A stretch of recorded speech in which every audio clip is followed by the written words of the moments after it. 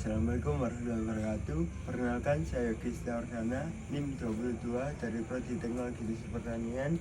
Dalam video ini saya akan membahas sebuah kasus keracunan massal yang terjadi di Kabupaten Bantul, Yogyakarta, yang melibatkan paket makanan bergizi gratis atau biasa disebut MBG yang ternyata terkontaminasi bakteri E. coli. Fakta kasus ini terjadi di Kecamatan Jetis, Kabupaten Bantul. Sebanyak 237 pelajar dari 5 sekolah yang menjadi korban dari SD hingga SMA.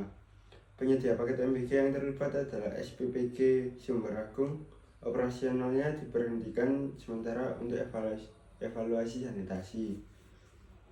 Penyebab mikrobiologisnya, hasil pemeriksaan menunjukkan hasil nasi dalam paket MBG tersebut tercemar bakteri E. coli.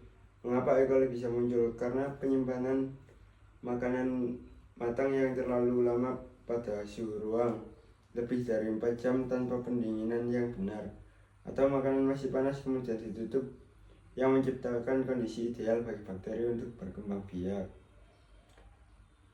E. coli adalah bakteri gram negatif yang normalnya hidup di usus manusia atau hewan, tetapi jenis tertentu bisa menghasilkan toksin atau menyerang sel usus, menyebabkan diare, kram perut, muntah, bahkan komplikasi jika berat. Dalam kasus ini, gejala muncul setelah dikonsumsi dalam waktu inkubasi yang relatif singkat atau menunjukkan kemungkinan tanaman bakteri atau toksin E. coli yang aktif berkembang pada makanan tersebut. Proses dan mekanisme. Tahapan kontaminasi. 1. Nasi matangnya disiapkan dan disimpan terlalu lama di suhu kamar memungkinkan E. coli berkembang biak.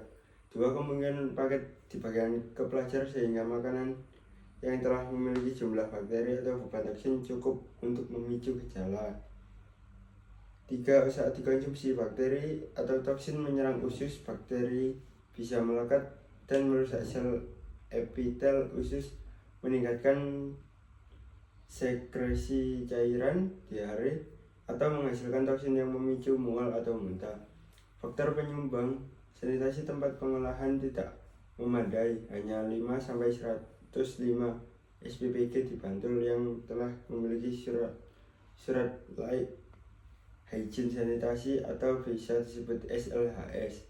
Pentingnya waktu penyimpanan dan suhu makanan matang harus segera didinginkan atau disimpan dalam suhu aman dan dikonsumsi harus dalam jangka waktu yang aman. Dampak dan tindakan. Dampak yang terjadi pada 237 siswa keracunan bisa mengganggu kesehatan, belajar, dan aktivitas sekolah. Tindakan pemerintah daerah menghentikan operasional SPPG Sumber Agung, mengadakan evaluasi seluruh penyedia alat makan SPPG di Bantul untuk memastikan sanitasi dan standar higienitas. Pesan penting bagi penyedia makanan untuk sekolah harus memperhatikan sanitasi, cuci tangan, menyimpan makanan matang tidak lebih dari 4 jam di suhu ruang, sistem distribusi yang cepat dan aman. Kesimpulannya, keracunan massal ini menunjukkan bahwa meskipun makanan disediakan gratis untuk mendukung gizi pelajar, apabila standar higienitas dan penyimpanan diabaikan, maka risiko mikrobiologisnya serius muncul. Mari kita dukung upaya penyediaan makanan yang aman dan sehat. Terima kasih sudah menonton video ini.